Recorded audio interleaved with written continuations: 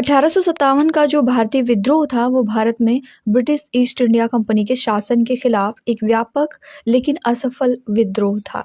हमारे भारत में जो ब्रिटिश ईस्ट इंडिया कंपनी का शासन था उसके खिलाफ एक विद्रोह हुआ था जो कि असफल रहा। 1857 की क्रांति, 1857 के भारतीय विद्रोह के नाम से इसको जानते हैं। इस विद्रोह को कई नाम दिए जाते हैं, जैसे ब्रिटिश इतिहासकार जो हैं उनके द्वारा इसको सिपाही विद्रोह कहा गया। भारतीय इतिहासकारों ने इसे भारतीय विद्रोह या महान विद्रोह की संज्ञा दी है।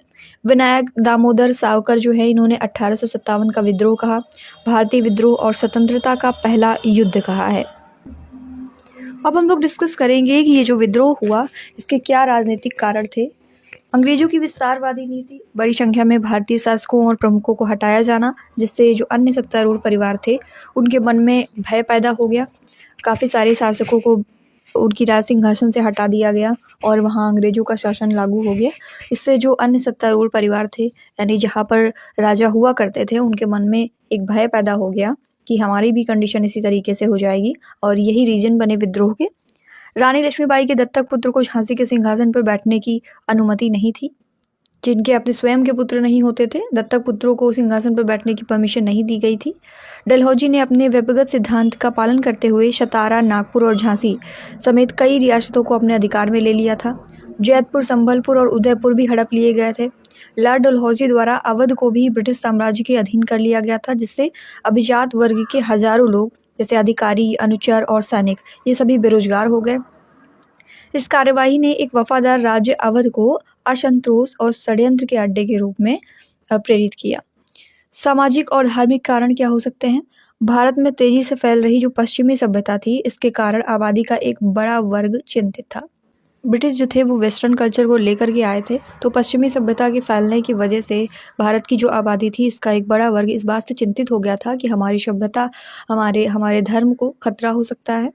अंग्रेजों के रहन सहन, अन्य व्यवहार और उद्योग आविष्कार का असर भारतीयों की सामाजिक मान्यताओं पर पड़ता था।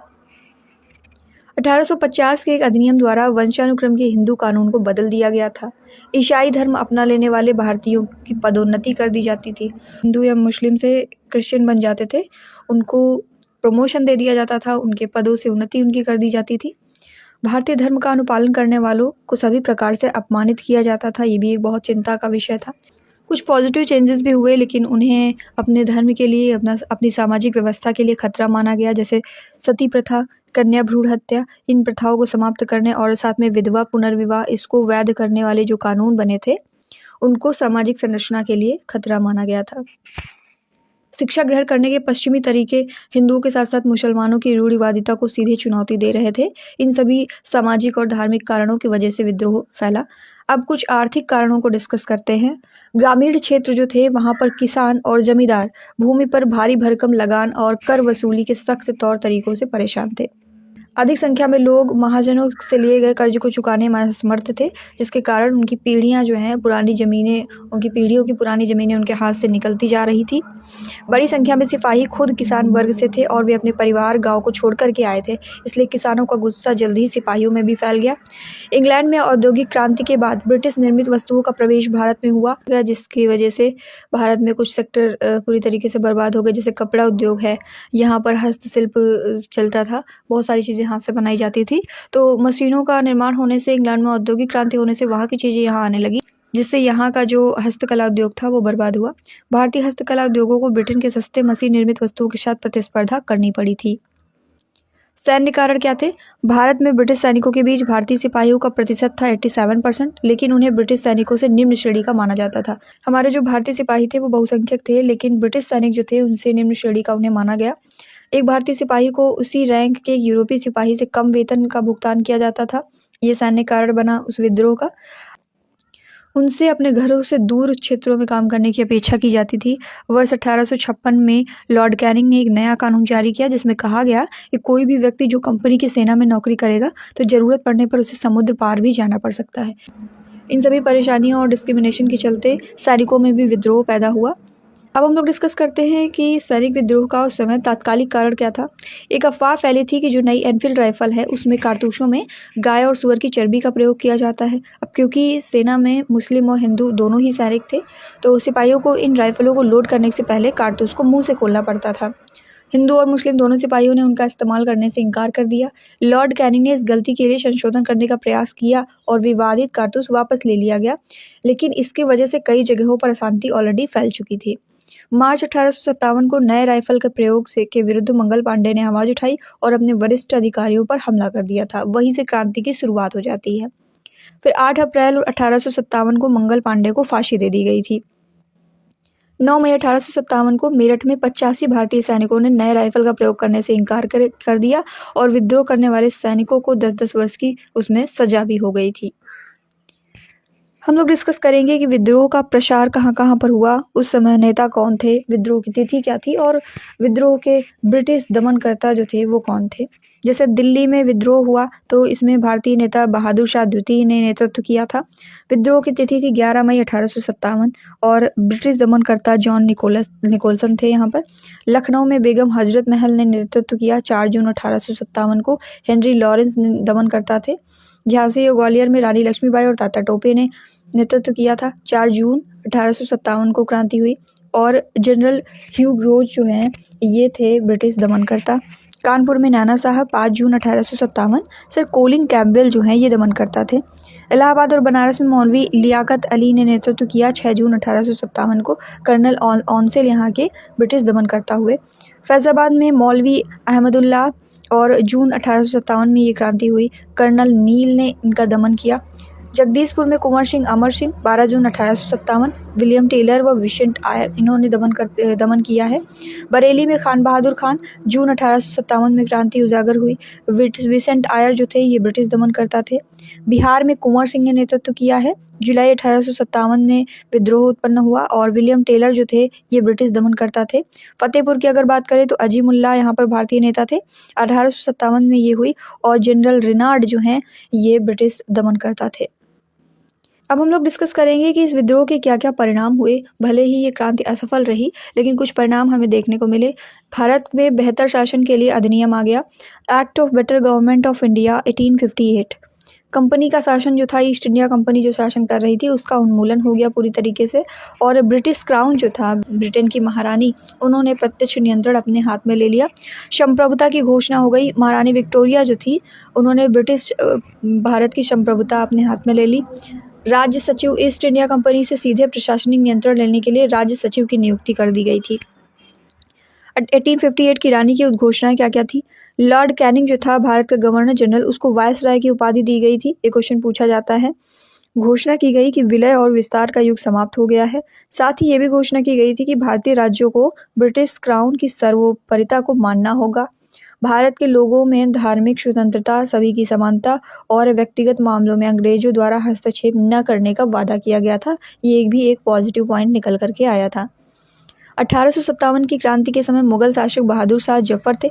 उन्हें इस विद्रोह का अखिल भारतीय नेता माना गया था। वर्ष 1857 के विद्रोह के दमन के पश्चात भारत शासन अधिनियम 1858 पारित किया गया। इसके माध्यम से भारत का शासन जो है वो ईस्ट इंडिया कंपनी के हाथों से निकल करके सीधे ब्रिटिश क्राउन के हाथों में चला गया था। 1857 के विरोध के कारणों और भारतीय भाषा में लिखने वाले प्रथम भारतीय थे सर सैयद अहमद खां। 1857 के स्वतंत्रता संग्राम में अंग्रेजों की सर्वाधिक सहायता की थी ग्वालियर के सिंधिया राजवंश ने। भारतीय स्वाधीनता आंदोलन का सरकारी इतिहासकार S.N. सेन को माना जाता है। S.N. सेन 1857 के विद्रोह पर आधारित प्रमुख पुस्तकें हैं और उनके लेखक द ग्रेट रिबेलियन जो है ये अशोक मेहता ने लिखा। First war of independence Vinayak Damodar Savarkar ने लिखा है। 1857 जो है S.S. सेन ने लिखा है। The Indian war of independence ये विनायक दामोदर सावरकर के द्वारा लिखी गई। रिबेलियन 1857 सिम्पोजियम ये लिखा है पूरन चंद्र जोशी ने। द इंडियन म्यूटिनी ऑफ 1857 ये जॉर्ज ब्रूस मल्लेशन ने लिखा। ग्रेट म्यूटिनी ये लिखा है क्रिस्टोफर हिबर्ट ने। Religion and ideology of the rebel of 1857 Iqbal Hussain के द्वारा लिखी गई। Execution of truth unsung heroes of 1857 war of independence Khan Mohammad Sadiq Khan ने लिखा है। सिपाही mutiny and revolt of 1857 R.C. Majumdar ने लिखी है। History of Indian mutiny T.R. Holmes के द्वारा लिखी गई। Causes of Indian revolt Sir Syed Ahmad Khan ने लिखी है। 1857 के विद्रोह के समय विभिन्न मत और कथन, जैसे जॉन सिले ने कहा था स्वार्थी सिपाही विद्रोह और जिसमें कोई स्थानीय नेतृत्व या लोकप्रिय समर्थन नहीं था। देखिए, इसके असफल होने का भी यही रीज़न था, क्योंकि सब अपने अपने एरियाज़ को लेके चल रहे थे, एकजुट नहीं थे सभी लोग, और कुछ लोगों के अंदर भय भी व्याप्त था अंग्रेज़ों को लेकर के। इस वजह से ये क्रांति असफल रही। आर.सी. मजूमदार ये तर्क देते हैं कि ये ना तो पहला, न राष्ट्रीय, न स्वतंत्रता के लिए विद्रोह था, जो इसके क्षेत्रीय और वर्ग आधारित स्वरूप को उजागर करता है। बेंजामिन डिज़रायली जो थे, इसे गहरे विश्वास में निहित राष्ट्रीय विद्रोह कहते हैं तथा विद्रोह के लिए अंतर्निहित संघर्षों को स्वीकार करते हैं। वी.डी. सावरकर इसे प्रथम भारतीय स्वतंत्रता संग्राम कहते हैं। इसे स्वतंत्रता के लिए एक योजनाबद्ध और संगठित प्रयास मानते हैं। एस.एन. सेन जो हैं, इसे धर्म के लिए लड़ाई के रूप में देखते हैं, जो स्वतंत्रता के लिए एक व्यापक युद्ध में विकसित हुई थी। तो ये 1857 के विद्रोह के संबंध में लोगों के विभिन्न मत हैं और कथन हैं। टी.आर. होम्स ने इसे सभ्यता और बर्बरता के बीच टकराव के रूप में प्रस्तुत किया है, एक दृष्टिकोण जिसकी आलोचना इसके नस्लीय निहितार्थों और दोनों पक्षों द्वारा किए गए पारस्परिक अत्याचारों के प्रति उपेक्षा के लिए की जाती है। कार्ल मार्क्स ने इसे विदेशी और सामंती उत्पीड़न के खिलाफ सैन्य किसान बलों के संघर्ष के रूप में देखा, जिसमें विशेष रूप से कपास जैसे उद्योगों में आर्थिक शोषण पर प्रकाश डाला गया है। जवाहरलाल नेहरू ने इसे स्पष्ट राष्ट्रवादी दृष्टि के बिना सामंती विद्रोह के रूप में देखा। एस.बी. चौधरी जो हैं, इन्होंने इसे पहले वास्तविक राष्ट्रीय विद्रोह के रूप में पहचानते हैं, जिसने विदेशी शासन के खिलाफ कई क्षेत्रों के लोगों को एकजुट किया था, क्योंकि इसके पहले जो ब्रिटिश सत्ता थी उसके खिलाफ कोई भी ऐसा बड़ा आंदोलन नहीं हुआ था। तो ये एक तरीके से सैनिक विद्रोह, किसान विद्रोह और स्वतंत्रता संग्राम के रूप में भी जाना जाता है। अलग अलग लोगों ने इसे अलग अलग तरीके के नाम दिए हैं। तो अब हम लोग डिस्कस करेंगे कुछ इंपॉर्टेंट क्वेश्चंस जो कि आगे आने वाले सभी एग्जाम्स के लिए बहुत ही ज़्यादा हेल्पफुल हैं। तो चलिए स्टार्ट करते हैं फर्स्ट क्वेश्चन से। 1857 का विद्रोह जब हुआ तो उस समय भारत का गवर्नर जनरल कौन था? बहुत ही इंपॉर्टेंट क्वेश्चन है। लॉर्ड कैनिंग उस समय भारत का गवर्नर जनरल था। नेक्स्ट क्वेश्चन, रानी लक्ष्मीबाई का मूल नाम क्या था? तो इनका मूल नाम था मणिकर्णिका। वह पहला भारतीय सिपाही कौन था जिसने चर्बी वाले कारतूस का प्रयोग करने से इनकार किया था? तो सबसे पहले मंगल पांडे ने चर्बी वाले कारतूस का प्रयोग करने से इनकार किया था। मंगल पांडे जिसने अकेले 1857 के विद्रोह का सूत्रपात कर दिया था, वो किससे संबंधित थे? 34वीं नेटिव इन्फेंट्री से संबंधित थे। बेगम हजरत महल ने 1857 के विद्रोह का नेतृत्व किस शहर से किया था? तो इन्होंने लखनऊ से विद्रोह का नेतृत्व किया था। 1857 का विद्रोह कहाँ से प्रारंभ हुआ? तो स्टार्टिंग इसकी मेरठ से हुई थी। नेक्स्ट क्वेश्चन, 1857 के विद्रोह में कानपुर में सैनिकों का नेतृत्व किसने किया था? Who led the soldiers in Kanpur during the revolt of 1857? तो नाना साहब ने यहाँ पर नेतृत्व किया है। साथ में तात्या टोपे जो कि सेनापति हुआ करते थे, उन्होंने भी मदद की है। तात्या टोपे ने ग्वालियर में भी नेतृत्व किया है, ध्यान में रखेंगे। ग्वालियर में भी इन्होंने 1857 की क्रांति का नेतृत्व किया। नेक्स्ट क्वेश्चन, 1857 के विद्रोह की शक्ति का सबसे महत्वपूर्ण तत्व कौन सा था? मोस्ट सिग्निफिकेंट एलिमेंट की अगर बात करें तो हिंदू मुस्लिम एकता इसमें महत्वपूर्ण तत्व था। 1857 के विद्रोह का तत्कालिक कारण क्या था? Immediate cause of the revolt of 1857। चर्बी वाले कारतूसों का जो प्रयोग स्टार्ट कर दिया गया था, ये उस समय का इमीडिएट कॉज था। भारत के शिक्षित मध्यम वर्ग ने क्या रिएक्ट किया था रिवोल्ट ऑफ 1857 की? How did the educated middle class of India reacted to the revolt of 1857? तो ये इस क्रांति में तटस्थ रहे। 1857 की क्रांति के समय ब्रिटेन का प्रधानमंत्री कौन था? लॉर्ड पामर्स्टन जो है, ये ब्रिटेन के प्रधानमंत्री थे उस समय पर। 1857 में अंग्रेजी साम्राज्य के विरुद्ध पंजाब में किसने सशस्त्र विद्रोह किया था? तो पंजाब में जो नामधारी सिख थे, इन्होंने विद्रोह किया था। बिहार में 1857 की क्रांति के नेता कुंवर सिंह का देहांत कब हुआ? तो इनका देहांत हुआ था 9 मई 1858 को। कौन सा आयोग जो है 1857 के विद्रोह दमन के बाद भारतीय फौज के नव संगठन से संबंधित है? तो इससे संबंधित है पील आयोग। 1857 के विद्रोह को किस उर्दू कवि ने देखा था? मिर्ज़ा गालिब ने इसे देखा था। कौन 1857 के विद्रोह में अंग्रेजों का सबसे कट्टर दुश्मन था? मौलवी अहमदुल्ला शाह जो हैं, ये 1857 में अंग्रेजों के सबसे कट्टर दुश्मन थे। किस कारण से ही असफल रहा है 1857 का विद्रोह? इसमें किसी सामान्य योजना और केंद्रीय संगठन की कमी थी, इस वजह से ये असफल रहा। 1857 के विद्रोह को एक षड्यंत्र की संज्ञा किसने दी है? जेम्स आउट्रम और डब्ल्यू टेलर जो हैं, इन्होंने 1857 को एक षड्यंत्र की संज्ञा दी है। 1857 में किसने इलाहाबाद को एक आपातकालीन मुख्यालय बनाया था? तो लॉर्ड कैनिंग के द्वारा इलाहाबाद इमरजेंसी हेडक्वार्टर बनाया गया था 1857 में। बरेली में नेतृत्व किसने किया था? तो खान बहादुर खान जो है इन्होंने बरेली में नेतृत्व किया था। आज़ादी की पहली लड़ाई 1857 में किसने भाग नहीं लिया था? भगत सिंह ने इसमें भाग नहीं लिया था।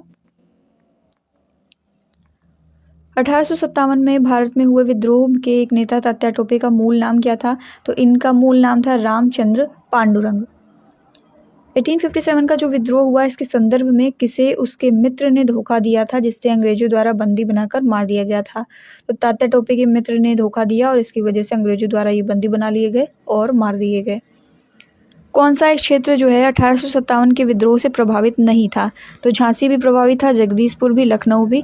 चित्तौड़ जो है ये प्रभावित नहीं था। मेरठ के विद्रोही सैनिकों ने किस तारीख को दिल्ली पहुंचकर दिल्ली पर अधिकार कर लिया और मुगल सम्राट बहादुर शाह द्वितीय जो थे उनको भारत का सम्राट घोषित कर दिया था? तो 12 मई 1857 को मेरठ के विद्रोही सैनिक दिल्ली पहुंचते हैं और दिल्ली पर अधिकार कर लेते हैं। साथ में वहाँ के जो मुगल सम्राट थे बहादुर शाह द्वितीय उनको भारत का सम्राट घोषित कर दिया था। 1857 के विद्रोह के दौरान दिल्ली में विद्रोह का सैन्य नेतृत्व किया था बख्त खान ने। बिहार के जगदीशपुर में विद्रोह के दमन का श्रेय ब्रिटिश अधिकारी टेलर व विशेंट आयर को जाता है। 1857 के विद्रोह के क्रम में दिल्ली विद्रोह को दमन करने में किस ब्रिटिश सैनिक अधिकारी की मृत्यु हुई थी? तो निकलसन की मृत्यु हो गई थी दिल्ली विद्रोह के दमन के दौरान। किस स्थान पर हुए विद्रोह के दमन के दौरान ब्रिटिश सैन्य अधिकारी हैवलॉक की मृत्यु हुई थी? तो लखनऊ में ये दमन कर रहे थे और इसमें इनकी मृत्यु हुई थी। अंग्रेजी सरकार 1857 की क्रांति का दमन करने में सफल रही तथा अधिकतर नेता विद्रोह के समय ही शहीद हो गए। किस नेता को बाद में फांसी की सजा दी गई थी? तो तात्या टोपे जो हैं इनको बाद में फांसी की सजा हुई थी। 1857 के विद्रोह की सबसे कमजोर कड़ी के रूप में देखा जाता है बहादुर शाह को। 1857 के विद्रोह की जब असफलता हो गई उसके बाद मुगल बादशाह बहादुर शाह द्वितीय को कहाँ व किसने गिरफ्तार किया था? तो हुमायूं की कब्र के पास इनको लेफ्टिनेंट हडसन ने गिरफ्तार किया था। 1857 के विद्रोह की असफलता के बाद बहादुर शाह द्वितीय को कहाँ निर्वासित कर दिया गया था? तो इन्हें रंगून में निर्वासित कर दिया गया था। वो कौन सा ब्रिटिश सेनापति था जिसकी 1857 के विद्रोह को दबाने में महत्वपूर्ण भूमिका रही? तो सबसे ज़्यादा भूमिका कैंपबेल की थी। किसकी वीरता से प्रभावित होकर ब्रिटिश सैन्य अधिकारी हीरोज ने कहा था वह भारतीय क्रांतिकारियों में अकेली मर्द है? तो लक्ष्मीबाई की वीरता से प्रभावित होकर के जो ब्रिटिश सैन्य अधिकारी था हीरोज, इसने कहा था कि भारतीय क्रांतिकारियों में वह अकेली मर्द है। Is the only man among the Indian revolutionaries. 1857 की क्रांति का चिन्ह क्या निश्चित किया गया था? तो कमल और चपाती इसका चिन्ह हुआ करता था। कुछ इतिहासकारों ने 1857 के विद्रोह के दौरान अंग्रेजों के साथ मिलकर षड्यंत्र रचने का आरोप लगाया है। तो जीनत महल के ऊपर ये आरोप लगाया गया है। महारानी विक्टोरिया ने भारतीय प्रशासन को ब्रिटिश ताज के नियंत्रण में लेने की घोषणा 1 नवंबर 1858 को की थी। आधुनिक इतिहासकार जिसने 1857 के विद्रोह को स्वतंत्रता की पहली लड़ाई कहा है, तो ये वीडी सावरकर हैं जो आधुनिक इतिहासकार हैं। इन्होंने 1857 का जो विद्रोह था इसको स्वतंत्रता की पहली लड़ाई कहा है, फर्स्ट वॉर ऑफ इंडिपेंडेंस कहा है। दोस्तों एक क्वेश्चन आप सभी लोगों के लिए है, इसका कौन सा आंसर सही होगा कमेंट बॉक्स में ज़रूर बताएं।